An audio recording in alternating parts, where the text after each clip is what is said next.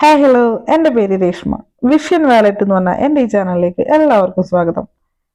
ഞാൻ ഒരുപാട് അഭിപ്രായങ്ങൾ കണ്ടു, അഭിപ്രായ വ്യത്യാസങ്ങളുണ്ട്, ചർച്ചകളുണ്ട്. ചാനൽ ചർച്ചയിൽ വന്നിട്ട് കുറച്ചധികം ആൾക്കാർ പറഞ്ഞിട്ടുള്ള കാര്യങ്ങളുടെ ട്രോൾ വീഡിയോസും കണ്ടു. മറ്റൊന്നിനെയും കുറിച്ചെല്ലാം പറയുന്നത് സൂംബയെ കുറിച്ചാണ് അല്ലെ. സൂംബ ഇന്ന് കേരളം മൊത്തം ചർച്ച ചെയ്യപ്പെട്ടുകൊണ്ടിരിക്കുന്ന ഒരു കാര്യമായിട്ട് മാറിയിരിക്കുകയാണ്. ഞാൻ ഈ വിഷയത്തെ നോക്കിക്കാണുന്ന അതെങ്ങനെയാണെന്ന് നിങ്ങളോട് ഷെയർ ചെയ്യാനായിട്ടാണ് ഈ വീഡിയോ ചെയ്യുന്നത്. മറ്റൊന്നുമല്ല, നമുക്ക് നമ്മുടെ കുട്ടികളിലോട്ടൊന്ന് പോവാം അല്ലെ. അവര് അവരുടെ ലൈഫിനകത്ത് എത്രമാത്രം സ്ട്രെസ് അനുഭവിക്കുന്നുണ്ടാവും. പഠനകാര്യത്തിൽ തന്നെ നമ്മളൊന്ന് നോക്കിയേ. രാവിലെ എഴുന്നേറ്റ് ചിലപ്പോൾ ട്യൂഷന് പോവും, അത് കഴിഞ്ഞിട്ട് സ്കൂളിൽ പോവും, വീണ്ടും ട്യൂഷന് പോവും, പിന്നെ ഹോംവർക്ക്. ഇതിനകത്ത് എവിടെയാണ് ഒരു ശരാശരി പിള്ളേർക്ക് അവരുടെ ആ ഒരു പഠനവുമായിട്ട് ബന്ധപ്പെട്ട സ്ട്രെസ് ഒന്ന് റിലാക്സ് ആക്കാൻ പറ്റുന്ന ഒരു നല്ലൊരു ആക്ടിവിറ്റി എവിടെയുള്ളത്? പിള്ളേർ സ്കൂൾ കഴിഞ്ഞ് വന്നാൽ തന്നെ നമ്മൾ കുറച്ചു നേരം അവരെ കളിക്കാൻ വിട്ടിട്ട് പിന്നെ വീണ്ടും ഈ പഠിക്കാനായിട്ട് ഇരുത്തണം. അവർക്കുള്ളൊരു എന്താ പറയാ, സ്ട്രെസ് റിലാക്സ് ആക്കാൻ പറ്റുന്ന ഒരു സാധനങ്ങളും അവരുടെ ഇടയിലോട്ട് പാരൻസ് ആയിട്ടുള്ള നമ്മൾ ഇട്ട് കൊടുക്കുന്നില്ല. അതുകൂടാതെ സ്കൂളുകളിലും ഉണ്ടാവുന്നില്ല. ഇത് മാത്രമാണ് പിള്ളേർ അനുഭവിക്കുന്ന സ്ട്രെസ് അല്ല, അവരൊരുപാട് മാനസികാവസ്ഥയിലൂടെ കടന്നു പോകുന്നുണ്ട്, ശാരീരിക അവസ്ഥയിലൂടെ കടന്നു പോകുന്നുണ്ട്. പലപ്പോഴും പല പിള്ളേരിലും ഒരുപാട് സ്ട്രെസ്സുകൾ ഉണ്ടാവാൻ ചാൻസ് ഉണ്ട്. സ്ട്രെസ് മുതിർന്നവർക്ക് മാത്രമല്ല, എല്ലാവർക്കും ഉണ്ടാവും. പിന്നെ ഒരു ചർച്ച കണ്ടുകൊണ്ടിരിക്കുമ്പോൾ എന്നെ ഒരുപാട് ചിരിപ്പിച്ചൊരു കാര്യമാണ്. ഒരാൾ ചർച്ചയിനകത്ത് പറയുന്നു PT കുറച്ചും കൂടി കാര്യക്ഷമമാക്കിയ പോരെയെന്ന്. ഞാനിങ്ങനെ ആലോചിക്കുകയായിരുന്നു. 2007 ഞാൻ എൻ്റെ +2 കാലഘട്ടം കംപ്ലീറ്റ് ചെയ്യുന്നത്. എനിക്ക് 9ാം ക്ലാസ് വരെ PT ഉണ്ടായിട്ടുണ്ടായി. ഈ PT എങ്ങനെയാണ് ഇത്രപ്പുറത്ത് കാര്യക്ഷമമായിട്ട് ഉപയോഗിക്കാൻ പറ്റുന്നതിനെ കുറിച്ച് ഞാൻ ചിന്തിച്ചു. എൻ്റെ ഓർമ്മയിലുള്ള PT എന്ന് വെച്ചിട്ടുണ്ടെങ്കിൽ, നമ്മൾ PT പീരീഡ് ഗ്രൗണ്ടിലോട്ട് ഇറങ്ങി കഴിഞ്ഞിട്ട് സാറ് 2 നേരം ആക്കും. ആണുങ്ങളെയും പെണ്ണുങ്ങളെയും 2 നേരം ആക്കി എടുത്തിട്ട് അറ്റൻഷൻ, സ്റ്റാൻഡർഡീസ്, കുറച്ച് എക്സസൈസ് ചെയ്യിപ്പിച്ചിട്ട് വിടും. കുറച്ച് ആൾക്കാർ നേരെ പോയിട്ട് ബാഡ്മിന്റണോ ക്രിക്കറ്റോ ഫുട്ബോളൊക്കെ കളിക്കും, കുറച്ച് പേര് ഓടിച്ചിട്ട് കളിക്കും. പെൺപിള്ളേരാണെങ്കിൽ മറ്റേ സ്കിപ്പിംഗ് ഇല്ലേ, അത് ചെയ്യും. ചില ആൾക്കാർ ബാഡ്മിന്റൺ കളിക്കും. കുറച്ച് പേര് ചിലപ്പോൾ, കുറച്ച് പേരല്ല, ഒരു ബോർഡൊക്കെ ഉണ്ടാവുള്ളൂ, ചെസ് ബോർഡ് എടുത്തുകൊണ്ടിട്ട് കളിക്കും. അത് നോക്കിക്കാൻ കുറച്ച് പേര്, കുറെ പേര് നോട്ട് എഴുതും, കുറെ പേര് മാറിയിരിക്കും. ഇതല്ലാണ്ട് ഒരുമിച്ചൊരു മിങ്കിളായിട്ടുള്ളൊരു ആക്ടിവിറ്റീസും PT പീരീഡിൽ ഞാൻ കണ്ടിട്ടില്ല. അതുകൂടാണ്ട് തന്നെ നമുക്കൊരാഗ്രഹം ഉണ്ടാവും, എന്ത്, ഈ ചെസ്സല്ല, ക്രിക്കറ്റ് കളിക്കുന്നതിൻ്റെ ഇടയിലോട്ടും ഫുട്ബോൾ കളിക്കുന്നതിൻ്റെ ഇടയിലോട്ടൊക്കെ ചെല്ലാനായിട്ട്. വേറെ ഒന്നുമല്ല, ഞാനൊരു അത്ലറ്റ് ആയിരുന്നു.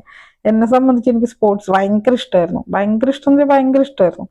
അപ്പൊ ഇതൊക്കെ ചെയ്യാനായിട്ട് ആഗ്രഹം ഉണ്ടാവും. പക്ഷെ അവരുടെ ഇടയിലോട്ട് ഇപ്പൊ ചെല്ലാനുള്ള ഒരു മാനസികാവസ്ഥയോ അല്ലെങ്കിൽ അത് പോയിട്ട് ചോദിക്കാനുള്ള ധൈര്യമൊന്നും ഉണ്ടായിരുന്നില്ല. അല്ലെങ്കിൽ വേറെ ആരും ഇത് ചെയ്ത് ഞാൻ കണ്ടിട്ടുണ്ടായിരുന്നില്ല. ഇതായിരുന്നു എൻ്റെ PT പീരീഡിലുള്ള എക്സ്പീരിയൻസ്. പക്ഷെ ഇത് നമ്മൾ വേറൊരു തലത്തിലൂടെ നോക്കണം. ഇത് നമ്മൾ അനുഭവിച്ചിട്ടുള്ളത് നമുക്ക് ഈ എന്താ പറയുക, ഓണപ്പരീക്ഷ, ക്രിസ്മസ് പരീക്ഷ, നമ്മുടെ ലാസ്റ്റ് പരീക്ഷ, ഈ സമയത്തിൻ്റെയൊക്കെ അവർ കുറച്ച് ഫസ്റ്റ് ടൈം മാത്രമേ നമുക്ക് ഈ സംഭവങ്ങളുള്ളൂ. ഇല്ല, പരീക്ഷയുടെ എടുക്കുമ്പോണ്ടാണ് സംഭവം എന്ന് വെച്ചാൽ ഈ PT പീരീഡ് എന്നുള്ള സംഭവം മാറും. പിന്നെ അത് കെമിസ്ട്രി ക്ലാസ് ആവും, ഇംഗ്ലീഷ് ക്ലാസ് ആവും, മാത്സ് ക്ലാസ് ആവും അല്ലേ. തീരാത്ത പോർഷൻസ് ഒക്കെ ടീച്ചേഴ്സ് കവർ ചെയ്യുന്നത് ഈ പീരീഡിലാണ്. പിന്നെ വൈകുന്നേരം വേറെ ക്ലാസ് ഒക്കെ വെച്ചിട്ടൊക്കെയാണ് അവരത് തീർക്കുന്നത്. നമുക്ക് അവരെ കുറ്റം പറയാനും പറ്റില്ല. പക്ഷെ ഈ PT പീരീഡ് എന്നുള്ള സംഭവം തീരെ കണ്ടില്ലാണ്ടായിപ്പോ പരീക്ഷ കാലഘട്ടത്തിനകത്ത് അല്ലെ. ഈ 111 കോടി അല്ലെങ്കിൽ 141 കോടി ജനങ്ങളുള്ള ഇന്ത്യനകത്ത് ഒളിമ്പിക്സിന് പോകുമ്പോൾ നമുക്ക് എത്ര മെഡൽ കിട്ടുന്നുണ്ട്, എത്ര പേര് അത്ലറ്റിക്സിനകത്ത് വൻ വിജയങ്ങൾ നേടുന്നുണ്ട് എന്നുള്ള കാര്യം നമ്മളൊന്ന് അനലൈസ് ചെയ്താൽ നമുക്ക് കുറെ കാര്യങ്ങൾ മനസ്സിലാവും. അപ്പോ ഇതൊക്കെയാണ് എൻ്റെ PT പീരീഡിലുള്ള എക്സ്പീരിയൻസ്.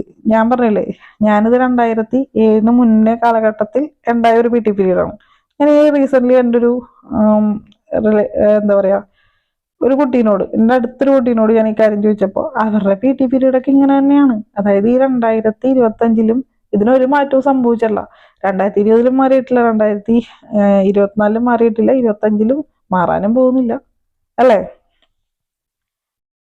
അപ്പോ ഇവിടെ എങ്ങനെയാണ് കാര്യക്ഷമമായിട്ടുള്ള PT പീരീഡ് ഉണ്ടാക്കാൻ പറ്റുക? എന്നെ സംബന്ധിച്ച് നോക്കുകയാണെങ്കിൽ അത് പ്രാവർത്തികമാക്കുക വളരെ വളരെ ചാൻസ് കുറഞ്ഞിട്ടുള്ള ഒരു കാര്യമാണ്. ഇത്ര നാളോട് മാറിയിട്ടില്ലെന്നേ, എത്രയോ വർഷങ്ങളായി, അന്നൊന്നും ഇത് മാറിയിട്ടില്ല. അവിടെയാണ് ഈ സൂംബ ഡാൻസിന്റെ എന്താ പറയാ പ്രയോജനം ഉള്ളത്. സൂംബ ഡാൻസ് എന്ന് പറഞ്ഞിട്ടുണ്ടെങ്കിൽ ആ വേർഡ് നമ്മൾ സൂംബ ഡാൻസ് എന്ന് മാത്രം ഒതുക്കരുത്. സൂംബ ഫിറ്റ്നസ് ഡാൻസ് അങ്ങനെ തന്നെ പറയണം. ആ ഫിറ്റ്നസിന്റെ വാക്കിന് അവിടെ വളരെയധികം പ്രാധാന്യമുണ്ട്. വളരെ ലളിതമായിട്ടുള്ള സ്റ്റെപ്പും എന്താ പറയാ അതിൻ്റെ ഒപ്പം ആസ്വാദികരമായിട്ടുള്ള മ്യൂസിക് ഒക്കെ കൂടി ചേർന്നിട്ട് മടുപ്പില്ലാണ്ട് ചെയ്യാൻ പറ്റുന്ന ഒരു എന്താ പറയാ ഒരു ആക്ടിവിറ്റിയാണ് ഈ സൂംബ ഡാൻസ് എന്ന് പറഞ്ഞാല്. ഇത് നമ്മളൊന്ന് ചിന്തിച്ചു നോക്കും, നമ്മുടെ സ്കൂളിനകത്തോ ക്ലാസ്സിനകത്തോ ഒരു 19 പിള്ളേരുണ്ടെന്ന് നോക്കി, ആണും പെണ്ണുങ്ങളായിട്ട് ഇങ്ങനെ മിക്സ് ആയിട്ട് നിന്ന് ഒരു കയ്യകലത്തിൽ നിന്നിട്ട് അവർ ഈ ആസ്വാദികരമായിട്ടുള്ള മ്യൂസിക്കിനൊപ്പം ലളിതമായിട്ടുള്ള സ്റ്റെപ്പൊക്കെ ചെയ്ത് അവരുടെ ആ ഒരു 10-20 മിനിറ്റ് അവരങ്ങനെ ചെയ്യുമ്പോൾ അവരെത്രമാത്രം റിലാക്സ് ആവുന്നുണ്ടായിരിക്കും, അവരെത്രമാത്രം ആ സ്ട്രെസ്സിൽ നിന്ന് ഔട്ട് ആവുന്നുണ്ടായിരിക്കും അല്ലേ? ഒന്ന് ചിന്തിച്ചു നോക്കും നമ്മള്, ശരിക്കും അങ്ങനെ ഉണ്ടാവും. ഒരുപാട് സ്ട്രെസ്സൊക്കെ നമ്മളൊരു ആഘോഷത്തിൽ പങ്കെടുത്തു കഴിഞ്ഞാൽ നമുക്ക് ഇല്ലാണ്ടാവില്ലേ? ഇതാ പിള്ളേർ അനുഭവിക്കേണ്ട ഒരു കാര്യമല്ലേ? ഇവിടെ അല്പം ഡ്രസ് ഇട്ടിട്ട് ചെയ്യണമെന്നോ അല്ലെങ്കിൽ അടുത്തടുത്ത് നിന്ന് ചെയ്യണമെന്നുള്ളതല്ല. സൂംബ ഡാൻസ് അടുത്തടുത്ത് നിന്ന് ചെയ്യുന്ന ഒരു ഡാൻസ് അല്ല, അതൊരു പ്രാക്ടീസ് ആണ്. മടുപ്പില്ലാണ്ട് നമ്മളിലോട്ട് നമുക്ക് ചെയ്യാൻ പറ്റുന്ന ഒരു കാര്യം.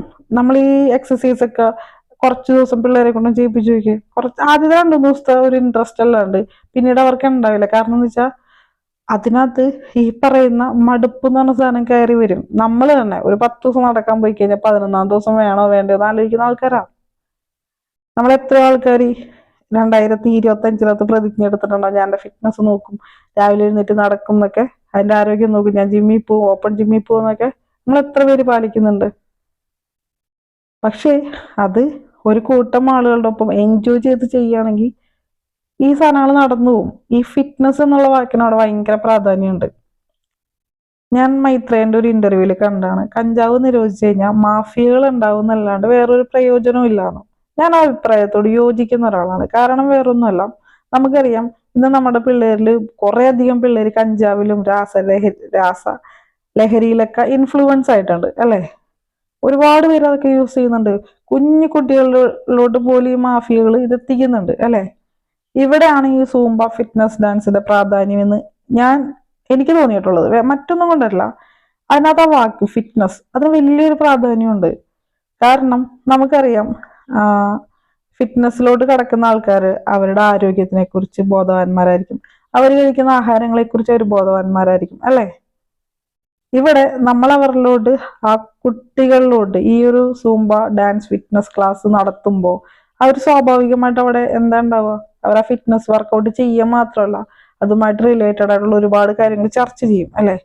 അവർ കഴിക്കുന്ന ഫുഡിനെ കുറിച്ച്, അവരെന്ത് എക്സസൈസ് ചെയ്യുമ്പോഴാണ് അവർക്ക് ഇത്ര ഫാറ്റ് കുറയുന്നതിനെ കുറിച്ചൊക്കെ ഒരു ബോധവാന്മാരാവും. അവർ ചോറ് കഴിക്കുമ്പോൾ അവർക്ക് എത്ര കലോറി കിട്ടുന്നുണ്ട്, ചോറും ചപ്പാത്തിയും തമ്മിലുള്ള വ്യത്യാസം എന്താണ്, പച്ചക്കറി എന്തുകൊണ്ട് കഴിക്കണം, മീറ്റിൽ എന്തൊക്കെ അടങ്ങിയിട്ടുണ്ട്, അല്ലെങ്കിൽ എത്രത്തോളം ക്വാണ്ടിറ്റിയിൽ മീറ്റ് കഴിക്കാം എന്നുള്ളതിനെ കുറിച്ചൊക്കെ ബോധവാന്മാരാക്കാനായിട്ട് ഈ ഒരു സംഭവത്തിലൂടെ കഴിയും, ഈ ഫിറ്റ്നസ്സിലൂടെ കഴിയും അല്ലെ? അതിലൂടെ ഉണ്ടാവുന്ന എന്താണ്, എന്ത് കഴിക്കണം എന്ത് കഴിക്കണ്ട എന്നുള്ളൊരു ബോധ്യം നമ്മുടെ കുട്ടികൾക്ക് ഉണ്ടാവും. അതല്ലേ ശരിക്കും വളർന്നൊരു വരുന്ന തലമുറയ്ക്ക് നമുക്ക് ചെയ്യാൻ പറ്റുന്ന ഏറ്റവും നല്ല കാര്യം. നമ്മൾ ഈ കഞ്ചാവ് നിരോധിച്ചു കഴിഞ്ഞിട്ടുണ്ടെങ്കിൽ, അല്ലെങ്കിൽ കഞ്ചാവ് കഴിക്കരുന്ന് ബോധവൽക്കരണം നടത്തിക്കൊണ്ടിരുന്നിട്ടുണ്ടെങ്കിൽ എത്ര പേര് അതിലോട്ടാവും? ഓക്കെ, കഞ്ചാവ് കഴിച്ചാൽ എനിക്ക് ഇന്ന പ്രശ്നങ്ങളൊക്കെ ഉണ്ടാവും, അതുകൊണ്ട് ഞാനിത് കഴിക്കണ്ട എന്ന് വിചാരിക്കുന്നവർ എത്ര പേരാണ്? മദ്യം കഴിച്ചാൽ ഇന്ന പ്രശ്നം ഉണ്ടാവും എന്ന് പറഞ്ഞിട്ട് അറിയാവുന്ന എത്ര പേര് മദ്യം ഇന്നും കഴിക്കുന്നുണ്ട് അല്ലേ? പക്ഷേ നമ്മുടെ ശരീരത്തെ സ്നേഹിച്ചു തുടങ്ങുമ്പോൾ, നമ്മുടെ ആന്തരിക അവയവങ്ങളുടെ പ്രവർത്തനങ്ങളെ മനസ്സിലാക്കി കഴിയുമ്പോൾ നമ്മൾ ഈ പറയുന്ന സാധനങ്ങൾ ഉപയോഗിക്കുന്ന പരിപാടി നിർത്തും. അവിടെയാണ് നമ്മളത് നിർത്താൻ തയ്യാറാവുക. ഇപ്പൊ ഒരു കുട്ടി കഞ്ചാവ് അവന്റെ കയ്യിലോട്ട് എത്തുമ്പോൾ ഇത് കഴിക്കുന്നതുകൊണ്ട് അല്ലെങ്കിൽ ഇത് ഉപയോഗിക്കുന്നതുകൊണ്ട് എൻ്റെ സമൂഹത്തിനും എൻ്റെ വീട്ടുകാർക്കും എനിക്കും എൻ്റെ ശരീരത്തിനും എൻ്റെ ആന്തരിക അവയവങ്ങൾക്കും എൻ്റെ മാനസികാവസ്ഥയ്ക്കും പ്രശ്നമാണ് എന്നുള്ള തിരിച്ചറിവ് അവനുണ്ടാവണം. അവനുണ്ടാക്കാനുള്ള സാഹചര്യങ്ങൾ സ്കൂളുകളിൽ ഉണ്ടാവണം. അതിന് വലിയൊരു പ്രാധാന്യം ഈ സൂംബ ഫിറ്റ്നസ് ഡാൻസ് ചെയ്യും എന്നൊരു വിശ്വാസം എനിക്കുണ്ട്. കാരണം ഞാൻ ജിമ്മിൽ പോകുന്ന ഒരുപാട് പേരോട് ചോദിച്ചിട്ടുണ്ട് എന്തുകൊണ്ടിട്ടാണ് ശരീരം ഇത്രത്തോളം ശ്രദ്ധിക്കുന്നത്. കാരണം അപ്പൊ അവർ പറയുന്ന കാര്യം എന്ന് വെച്ചാൽ അവരവരുടെ ശരീരത്തിന്റെ ആ ഒരു ഫിറ്റ്നസിനെ ഒരുപാട് സ്നേഹിക്കാൻ തുടങ്ങും. അവരുടെ ശരീരത്തെ അവർ അമിതമായിട്ട് സ്നേഹിക്കും ആ ടൈമിനകത്ത്. അവരതുകൊണ്ട് തന്നെ മറ്റൊരു സാധനം, നമുക്കറിയാം ഐസ്ക്രീം ഒക്കെ എത്ര ജീവനായിട്ടിരുന്ന പല ആൾക്കാരും പിന്നെ ഒന്നും ഐസ്ക്രീം ഒന്നും തൊടില്ല. അത് കാരണം ഇതുകൊണ്ടിട്ടാണ്. അപ്പൊ എൻ്റെ ഒരു അഭിപ്രായത്തില് ഈ സൂംബ ഡാൻസ് ക്ലാസ് സ്കൂളുകളിൽ നടത്തുന്നത് ഗുണമേ ചെയ്യൂ, ഒരിക്കലും ദോഷം ചെയ്യില്ല. നമ്മുടെ ഒരു മതവികാരത്തെയും അത് വ്രണപ്പെടുത്തില്ല. നമ്മുടെ ഒരു എന്താ പറയാ കൾച്ചറിനെയും അത് ഇല്ലാണ്ടാക്കില്ല.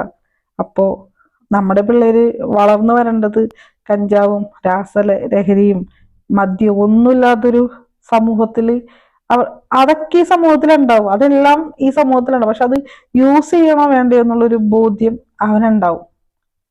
അങ്ങനെ ഉണ്ടാവുന്നൊരു തലമുറ വളർന്നു വരാൻ ഇത് സഹായിക്കട്ടെ എന്ന് എന്താ പറയാ ആഗ്രഹിക്കുകയാണ്, വളരെ നന്നായിട്ട് ആഗ്രഹിക്കുകയാണ്.